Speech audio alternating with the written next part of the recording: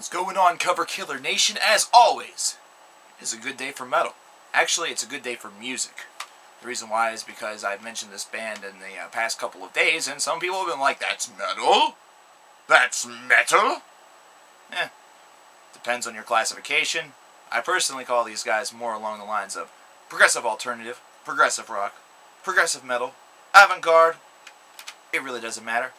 Because we're here to talk about it today. We're here to talk about NOCTOURNIQUET by the Mars Volta. Now, for those of you who have been with me for a long time know that Mars Volta actually was one of my very first album reviews. I reviewed their last album whenever I was just cover killer. It was about my 5th or 6th review in total, and to be perfectly honest, that was one of the first reviews that I had done under that name, and as a reviewer period, where I felt like I had captured the essence of what I was really trying to accomplish with by doing the review, and really captured the music very well. So, in a way, the Mars Volta has now permanently become linked to Cover Killer. So NOCTOURNIQUET, the album that basically is the follow-up to one of my first reviews ever. Am I disappointed? Am I elated? Am I happy? How do I feel about this? Well, first off, I'm going to give you some information. They changed their drummer. They no longer have the efforts of John Frusciante in their back pocket. And the way in which they wrote the music is slightly different. Not to mention, this is a conceptual-based album, which is centered around living life in the moment. So far, so good. Musically, this is an album that flows together very nicely. That's something that I really enjoyed about this, especially near the on the latter half of this album. In the latter half of this album, I really enjoyed the flow, the way in which one song was able to seamlessly mold right into the next in a very, very nice fashion. It just really has a nice fresh air to it, and I really enjoy that. As always, the Mars Volta have a very unique musical philosophy to them, something that is very difficult to really explain and put into words, except for the fact that whenever you think about it, Omar, well, you don't have to think about it, Omar himself has said that he does not, he doesn't write sheet music, he doesn't read sheet music, everything is done by raw emotion, raw power. And the way that Mars Volta actually concocted a lot of their albums in the past was independent. They were all independent tracks. They were not allowed to hear the other people's parts, the fellow musicians that Omar was working with. That way it sort of created these really unique film-like structures that were assembled by the producer afterward, which on the latter parts have been Omar himself. Omar. Who is Omar? Omar is, of course, the guitarist, the producer, the frontman, the massive creative force for this band.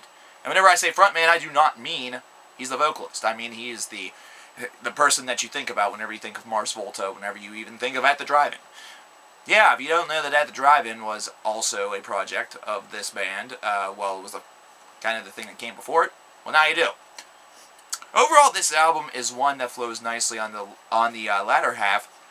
However, the former half kind of develops a little bit slowly. The arc around it is very, very slow, and it's not nicely as neatly packaged as the latter part. I really find that this album got better as time sort of went on with it, whereas with the first part of the record, it was sort of a building process.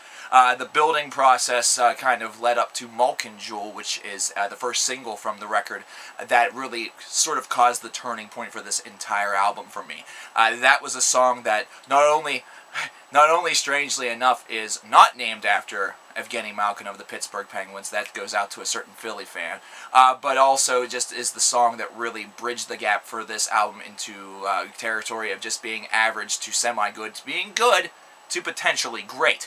And as this continued onward, I started to feel a lot better toward this release, to the point where whenever I finally reached the final track and listened to that, and those couple of seconds of silence kind of came on afterward, you know what I'm talking about, whenever an album ends, those first couple of seconds of silence, where you get to digest and feel everything all at once, and kind of start to develop your feelings. That's whenever I realized that this is a pretty solid release.